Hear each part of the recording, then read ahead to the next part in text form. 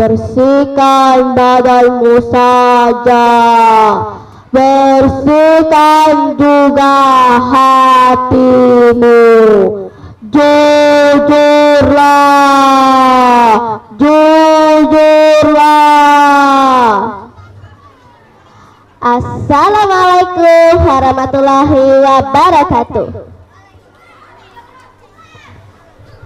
Hai teman-teman semua, perkenalkan nama saya Zaran. Saya sekolah di SDIT Aula Disaka Palembang.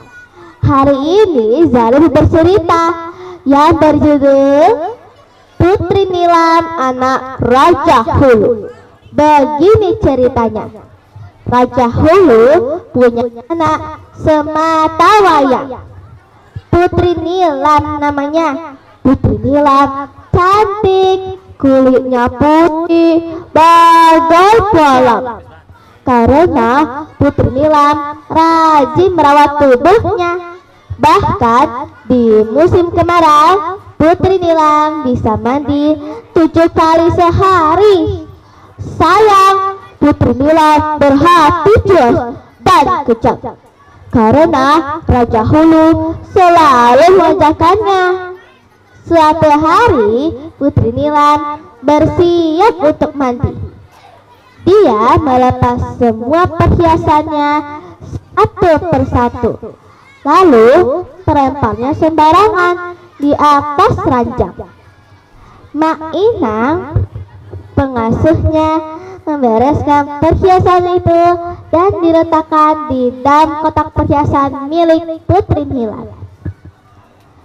Dengan selembar kain basahan, Putri Nilam masuk ke dalam kolam. Ups, ternyata cincin kesayangannya masih melekat di jari manisnya. Cincin bermata biru safir peninggalan almarhumah ibunya, yaitu Ratu Hulu. Putri Nilam melepas cincin itu dan diletakkan di antara rumpun Soroja.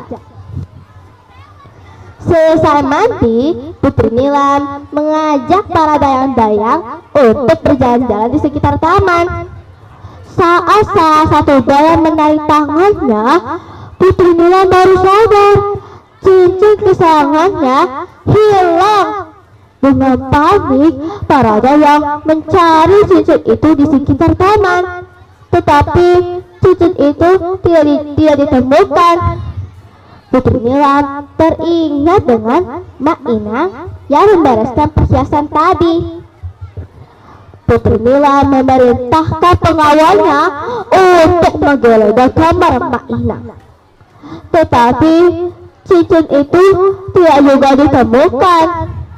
Putri Nilam semakin takut dan Putri Nilam menghadap Raja Hulu dan membuat laporan palsu. Ayah, lihat Mak Inang, dia mengambil cincinku, setelah itu hilang, dia tahu kemana. Raja Hulu sangat marah dan dimasukkannya Mak Inang ke penjara. Putri Nilam sangat senang karena ayahnya percaya sayang perkataannya. Keesokan paginya, Putri Nilam bersiap untuk mandi.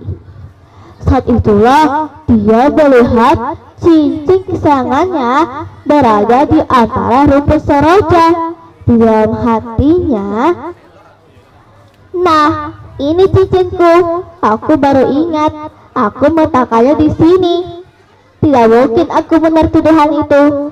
Apa kata Bang Oi sana nanti? Akan aku simpan rasa ini. Tak seorang pun tahu rasa ini. Rasakanlah Mak Inang. Hahaha. Tiba-tiba Putri Nilam mendengar suara bisikan. Jujurlah, jujurlah, jujurlah Nila, karena kebohonganmu orang yang tidak bersalah di penjara. Jujurlah, jangan bersihkan badanmu saja, bersihkan juga hatimu. Jujurlah. Tidak, aku tidak mau, bantah Putri Nilam. Untuk menghilangkan barang bukti, Putri Nilam menelan cincin itu. Selesai mandi, Putri Nilam merasakan bau yang tidak sedap dari badannya. Kenapa masih bau? Padahal aku sudah mencampurkan air mandiku dengan rempah-rempah dan bunga 7 rupa. Tapi kenapa masih bau? Gumam Putri Nilam. Akhirnya Putri Nilam kembali menyelam ke dalam kolam. Para dayak memanggilnya untuk keluar dari kolam, tetapi Putri Nilam tidak mau. Setelah itu, para dayak sangat terkejut saat mencium bau busuk dari badan Putri Nilam. Karena malu, Putri Nilam menyelam ke dasar kolam. Para dayak sangat cemas. Dengan panik, mereka berlari untuk melaporkan kejadian ini kepada Raja Hulu. Raja Hulu bergegas ke kolam. Sesampainya di kolam, Raja tidak melihat adanya Putri Nilam. Yang muncul dari dasar air, ikan putih bermata biru safir. Raja Hulu sangat sedih dan membawa ikan putih itu ke dalam kotak kaca milik raja. Setelah itu, Raja Hulu membawa kotak kaca itu ke dalam kamarnya. Pada malam hari, raja bermimpi bertemu dengan Ratu Hulu. Suamiku, tidak usah bersedih. Ikan putih itu ialah anak kita, Nilam. Itu karena sifatnya sendiri yang suka berbohong dan memfitnah orang yang tidak bersalah. Sudah, tidak usah bersedih. Besok bawalah ikan putih itu ke Sungai Pelaju dan membebaskannya di sana. Aku akan selalu menjaganya. Setelah berkata demikian, Ratu Hulu menghilang dan Raja Hulu terbangun dari mimpinya. Keesokan paginya, raja membebaskan Mak Inang dari penjara. Raja Hulu sangat minta maaf kepada Mak Inang.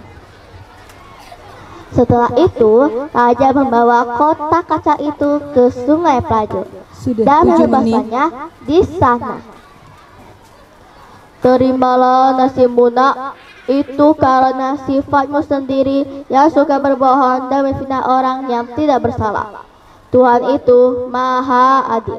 Semenjak itu, penduduk di sana sering melihat ikan putih itu di Sungai Pelaju. Penduduk di sana menyebutnya Putri Mandi. Selesai ceritanya, ambil hikmahnya ya teman-teman.